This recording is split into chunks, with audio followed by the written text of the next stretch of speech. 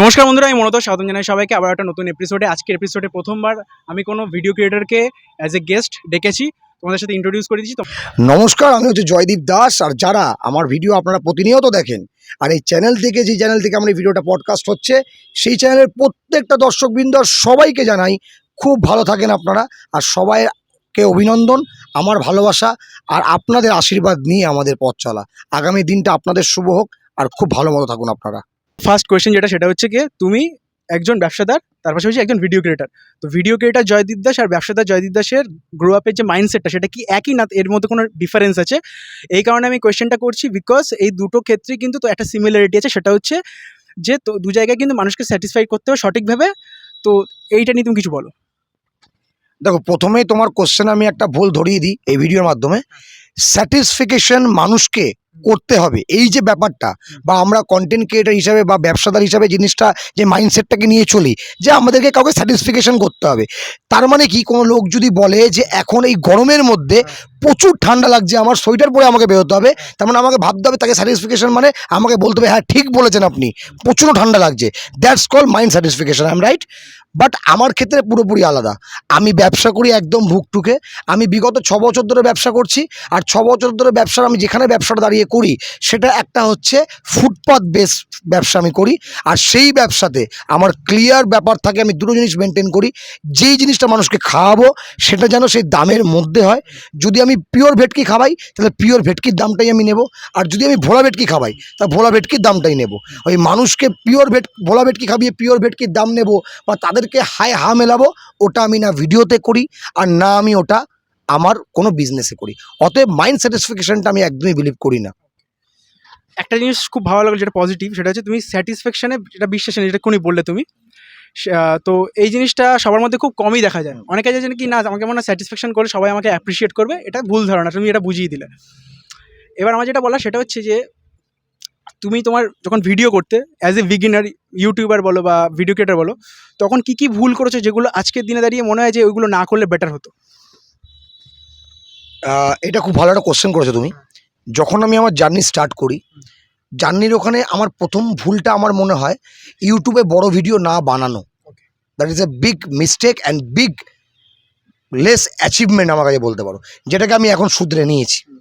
আমার সেকেন্ড ভুল হচ্ছে ইউটিউবে বা ফেসবুকে, যেটা আমরা ছোটোবেলা থেকে শুনে এসেছি, আগে দর্শনদারি তারপরে গুণ বেচারি। তোমার যদি প্রেজেন্টেশনটা খুব ভালো হয় তাহলে মানুষ সেটাকে অ্যাপ্রিসিয়েট করবে, পরে তোমার ভিডিওটা কীরকম হচ্ছে না হচ্ছে that is depend on other things. সব থেকে বড়ো জিনিস আমি যেটা বিলিভ করি এখনও, till now I just believe that, আমার এই থাম্বনেল ক্রিয়েট করা যে ইউটিউবে বা ফেসবুকে, সেটাকে আমি একটুখানি টাইম দিইনি। এই দুটো জিনিস আমার এখন মনে হয় এটা করলে ভালো হতো। বাট এই যে দাদা কোশ্চেনটা তুমি আরেকটা করলে যে কী ভালো হতো, এর থেকে ভালো কিছু মনে হয় আমার আর কিছু না। আমি যেমন আছি, যেমন আমি শুরু থেকে ভিডিওটা স্টার্ট করেছিলাম, অ্যাজ ইট ইজ নাও এখনও ওরকমই আছি। আর আমার মনে হয় বিগত আমি যত বছর বাঁচবো আর আমি যত বছর ভিডিও করব, আমার ভিডিও এরকমভাবেই চলবে। আচ্ছা আচ্ছা, এবার সেম কোয়েশ্চেন কিন্তু প্যাটার্নটা একটু চেঞ্জ। ব্যবসার ক্ষেত্রেও আমি বলেছি, প্রথম যখন ব্যবসা স্টার্ট করছিলে তখন কি ভুল করেছিলে, সেটা দেখে তুমি শিক্ষা পেয়েছে, আজকে তুমি ওই জায়গাটা গ্রো করেছো। এক্স্যাক্টলি। হ্যাঁ, ব্যবসার দিক থেকে একটুখানি অন্য। ব্যবসাতে যখন আমি প্রথম আমার ব্যবসা শুরু করি, কোনো একটা আমার বাড়ির নিকটবর্তী কোনো একটা দোকান থেকে আমি পকোড়া কিনতাম তোমার পাইকারি রেটে। আমি fish finger, fish fry, fish butter fry, chicken pakora, chicken lollipop, chicken wings, এগুলো আমি কিনতাম হচ্ছে পাইকারি রেটে। এবং এই ব্যবসাটা করতাম, যেখানে আমার হয়তো ব্যবসাটা ভালো হতো, বাট দুটো জিনিস ওর মধ্যে খুবই প্রবলেম ছিল। ফার্স্ট প্রবলেম, যেটা আমি ফার্স্ট বলবো, সেটা হচ্ছে মানুষের কাছে কি খাবারটা পৌঁছাচ্ছিল, কি ইনগ্রিডিয়েন্টস দিচ্ছিল আর কি কোয়ালিটি মেনটেন করছিল, এটা আমি জানতাম না। আমি বিকালবেলা যেতাম, খাবার নিতাম, দোকানে গিয়ে বিক্রি করতাম। একদম ফার্স্ট কথা বলছি। আর আমি আরেকটা কথা জানতাম না যে যদি আমি নিজে বানাই হয়তো আমার কাছে লাভটা একটু কম থাকবে, বাট মানুষের কাছে আমি কোয়ান্টিটিতে অনেক বেশি মাল বিক্রি করতে পারবো, যাতে আমার লাভটা ওখান থেকে আমার গেন আপ হয়ে যাবে। তো আমি ব্যবসার দিক থেকে এটা বলবো যে আমি আগে খাবার নিজে বানাতাম না। যখন আমি প্রথম ব্যবসা শুরু করি, প্রথম 6 মাস 7 মাস আমি খাবার কিনে বিক্রি করেছি। তারপরে আমি নিজের থেকে মানে খাবারগুলোকে বানাতে শুরু করি আমার বাড়িতে। আর এখন প্রপারলি আমার দোকানে যে fish finger, fish fry, fish butter fry, chicken pakora, chicken lollipop, chicken wings যেগুলোই আছে না, চিংড়ি মাছ, লোটে মাছ, সব কিছু আমার হচ্ছে নিজের হাতে বানানো। ওটা আমার ওই চেঞ্জেসটা এসছে, সেটা আমার ব্যবসাতে যথেষ্ট গ্রো আপ করেছে। আচ্ছা, তুমি সময়ের সাথে সাথে নিজেকে পরিবর্তন করেছো, নিজের মিস্টেকগুলোকে মানে করেছো যে না এইগুলো করলে আমার হবে না। এবার আমার যে কোয়েশ্চেনটা সেটা তোমার কাছে, সেটা হচ্ছে যে অনেকে ভাবে যে আমার ভিডিওতে 10টা ভিডিওতে মিলিয়ন ভিউজ আসলো, আমি হয়তো অ্যাজ এ কন্টেন্ট ক্রিয়েটার খুব ম্যাচিওর্ড হয়ে গেছি, তাই আমার ভিডিওতে ভিউজ আসছে। কিন্তু আমি আমার দৃষ্টিভঙ্গি দিয়ে এটা ভাবি যে একটা ভিডিওতে আমার 10,000 ভিউজ আসুক, কিন্তু ভিডিওর মধ্যে আমার ম্যাচিউরিটি থাকে। ম্যাচিউরিটি মিনস কি, কে আমি কীভাবে কী কথা বলছি, কতটা স্বতঃস্ফূর্তভাবে কথা বলছি, বা কী কথা বলছি যেটা কনজিউম করার পরে সে শিখছে বা সেটা প্রয়োগ করছে রিয়েল লাইফে, বা মানুষের যেন কোনো ক্ষতি না হয় সেই ভিডিওটার মাধ্যমে। তোমার কোনটা মনে হয় যে ভিউজ আসাটা কি একটা ম্যাচুরিটি, নাকি আমি যেটা বললাম লাস্টে যে নিজে কীভাবে কথা বলছি বা কীভাবে নিজেকে প্রেজেন্ট করছি সেটাকে ম্যাচুরিটি বলে? দেখো, এখন আমরা 2026-এ দাঁড়িয়ে আছি। এখন যে তারিখ আজকে, আজকে তোমার 13 তারিখ, আমি যদি ভুল না হই। এখন পুরো সোশ্যাল মিডিয়া জুড়ে, সেটা ইউটিউব হোক আর ফেসবুক হোক বা ইনস্টাগ্রাম হোক, ডিপেন্ডস অন কন্ট্রোভার্সিয়াল ভিডিওস। ঠিক আছে, ভিউজ আসাটা এখন কোনো ব্যাপার না। তুমি কন্ট্রোভার্সিয়াল কিছু দেখালে, কারোর সঙ্গে গিয়ে controversial something you been creating in front of the viewers, তোমার চলে আসলো ভিউজ। তুমি যে কথাটা বললে ওটাই আমার মনে হয় যে তোমার ভিডিওতে একটা ভিউজ আসুক, অনলি ওয়ান, বা তুমি 20 দিন ধরে তোমার ভিডিও ছেড়ে ফেলেছ অলরেডি, একটাও ভিউজ আসেনি, বাট তোমার ভিডিওর মধ্যে ম্যাচুরিটি থাকুক, যে অন্তত তুমি কাউকে আঘাত করে কোনো কথা বলছো না। এখন আমি আচ্ছা দাদা, আমাদের মধ্যে কি এমন হয়েছে যে এই যে তুমি এক্ষুনি বললে যে মানে অসৎ জিনিসপত্র দেখানো, আমরা তো সৎ জিনিসপত্র দেখিয়েও তো অনেক কিছু করতে পারি বা ভিউজ আনতে পারি। এবার অনেকে বলবে নাকি সৎ জিনিসের কোনো দাম নেই, কিন্তু কোথাও গিয়ে মনে হয় না যে অসৎ জিনিসেরও তো দাম নেই? মানুষ তোমাকে গালাগালি করছে, তোমাকে খারাপ চোখে দেখছে, তোমার তো সোসাইটিতে সেই জিনিসটা তো তুমি সেই ইমেজটা তোমার থাকছে না, তাহলে পার্থক্যটা কোথায় থাকলো? তাহলে আমি সৎ জিনিস বানিয়ে যদি আমি 500টা ভিউ পাই, তাহলে সেটাতে আমি বেশি স্যাটিসফাইড হবো নাকি? না ঠিক আছে, দিনের শেষে তো পাশের বাড়ি মানে লোকটা বা পাশের বাড়ির ছেলেটা আমাকে বলে না দাদাকে দেখে আমি ইন্সপায়ার্ড হয়েছি, তাই না? এটা নিয়ে কিছু বলো। দেখো, একটা কথা কি জানো তো, আমি এখনও, আমার বয়স আজকে প্রায় 30 বছর, আমি এখনও কন্টেন্ট ক্রিয়েটিং করছি। তুমি হঠাৎ করে আমাকে পরশুদিন ফোন করলে, আমি বললাম তোমাকে আমি এই জায়গায় দেখা করবো। তুমি দেখা করতে আসার আগে আমি অলরেডি 6টা কন্টেন্ট করে এসেছি বাইরে। তুমি এখান থেকে ভিডিও করে চলে যাবে, আমরা আবার কন্টেন্টের উদ্দেশ্যে রাত্রি 10টা 11টা পর্যন্ত চলবো। মানুষের মধ্যে না, বা আমার মনে হয় এখনকার কন্টেন্ট ক্রিয়েটারদের মধ্যে এই জিনিসটা বিলুপ্ত হয়ে গেছে, যে খেটে কি করে কন্টেন্ট বানিয়ে সেটা যদি কন্ট্রোভার্সিয়াল হয়, সেখান থেকে ভিউজ পাওয়াটা কীভাবে যায় এটা ভুলে গেছে। এখন কি হয়, আমি ব্যক্তিগতভাবে নাম নেব না, কিছু কিছু দোকানদাররা আছে যাদের সামনে সবসময় ফোন ধরে রাখলেই তারা কিছু কিছু কথা বলছে, আর তাতে মিলিয়ন মিলিয়ন ভিউজ চলে আসছে। আলটিমেটলি কি হচ্ছে, তাদের সঙ্গে তাদেরকে বাইরের মানুষ চিনছে না। এবার তুমি যে বলছো না যে মানুষ ইন্সপায়ার হবে, এই ইন্সপায়ারের কাহিনীটা এখন পুরোপুরি বন্ধই হয়ে গেছে।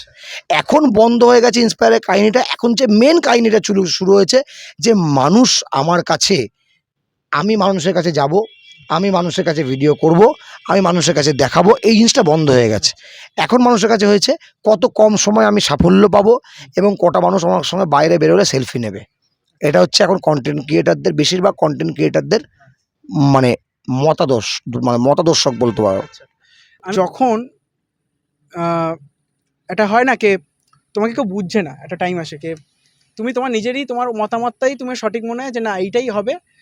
তো তুমি কোনোদিন এরকম কিছু ফেস করেছো কে ভিডিও মানে মনে হয়েছে কে ভিডিও ক্রিয়েটার মানে হিসেবে অনেকে জাজ করেছে কে না ও ও কী করছে বৃত্তান্ত, যেটা হয় সোসাইটিতে, আমাদের ক্ষেত্রে সবার ক্ষেত্রেই হয় কিছু অন্য কিছু করলে।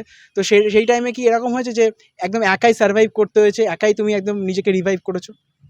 দেখো, এরকম তো অনেক ইনসিডেন্ট আছে, বাট আমি একটা কথা বলি, এটা নিয়ে আমি বেশি তোমাকে অনেকটা বলবো না। হিন্দিতে আছে একটা কথা, সমাজদার কো ইশারা কাফি হতা হ্যায়। আমাদের জীবনে সব থেকে বড় ভুল কি জানো, যে তুমি আমার পাশে বসে আছো আর আমি পাশে বসে আছি, আমাদের দুজনের জীবনে প্রচুর বড় একটা ভুল আছে। বলতে পারবে কি? বলতে পারবে না, আমি তোমাকে বলে দিচ্ছি। আমাদের জীবনে সব থেকে বড় ভুল হচ্ছে আমাদের পুরুষ হয়ে পৃথিবীতে জন্মানো। আমরা পুরুষরা কোথা থেকে টাকা আনবো, আমরা পুরুষরা কিভাবে ইনকাম করব, আমাদের পুরুষদের কাছে অপশান থাকে না। আমাদের পুরুষদের কাছে কোনো অপশান থাকে না যে তুমি হাউসওয়াইফ হবে নাকি হাউস ম্যান হবে। আমাদের কাছে অপশানগুলো থাকে না। আমরা পুরুষ, আমাদেরকে প্রতিনিয়ত যেখান থেকে সকালবেলা শুরু হলো রাত্রিবেলা ঘুমানো পর্যন্ত আমাদেরকে পয়সা যে করে হোক বাড়িতে আনতে হবে। হ্যাঁ, অবশ্যই সেটা যেন সৎ পথে হয়, পরিবারের সঙ্গে থেকে হয়। এসেছিল আমার কিছু কিছু নেগেটিভ জিনিস তো থাকবেই, জীবন তো নেগেটিভ নিয়ে। অথচ সে নেগেটিভের মধ্যে যদি তুমি নিজেকে হারিয়ে ফেলো, তাহলে তোমার মধ্যে আর অন্যজনের মধ্যে পার্থক্য কী রইলো? সেটাই আমার তোমার কাছে লাস্ট কোয়েশ্চেন, যে তুমি লাইফে এমন একটা মোমেন্ট বলো যেখানে তোমার ইম্যাচুরিটির জন্য অনেক বড় ক্ষতি হয়ে গেছে, আবার ম্যাচুরিটির জন্য তোমার লাইফে অনেকটা গ্রো করতে পেরেছো। এইটা তোমার ব্যবসার ক্ষেত্রে বলো আর তোমার ইউটিউবের ক্ষেত্রে বলো, ওটা তো মিস্টেক ছিল, এটা ইম্যাচিওর আর ম্যাচুরিটির কথা বলছি। একদম, এটা খুব ভালো একটা জিনিস, পুরোনো কিছু স্মৃতি তাজা হয়ে গেল। আমি তাহলে ইনম্যাচুরিটি দিয়ে আগে যাই। হ্যাঁ যাও। 2011-এ জার্সি, ইন্ডিয়ান জার্সি পরা একটা ছেলের গায়ে এরকমভাবে নোংরা দাগ লেগেছিল, নাম হচ্ছে গৌতম গম্ভীর। তার জন্য আজকে আমরা 2011 বিশ্বকাপটা পেয়েছিলাম। ঠিক ইন্ডিয়া যেদিনকে বিশ্বকাপটা তুললো, পাড়ায় ব্যাপক আনন্দ। তার দুদিন পরেই আমি পড়াশোনা ছেড়ে দিয়ে ব্যাঙ্গালোর বেরিয়ে গেলাম কাজের উদ্দেশ্যে। 2011, 12, 13, 14, 15 এই যে বছরটা অতিক্রান্ত হলো, প্রচুর টাকা ইনকাম করেছি ব্যাঙ্গালোরে, প্রচুর টাকা ইনকাম,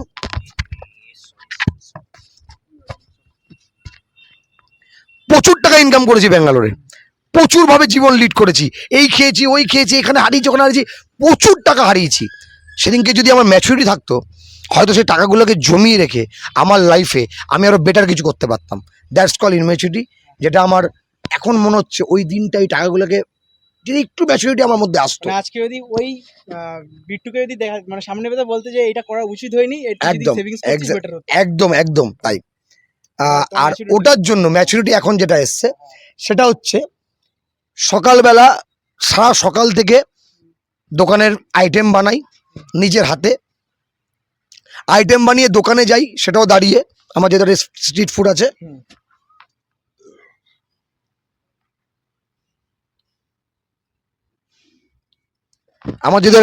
আছে, এখন যে পয়সাটা ইনকাম করছি সেটা পুরোপুরি সরি হোমস্টে থেকে ফোন করছে দার্জিলিং।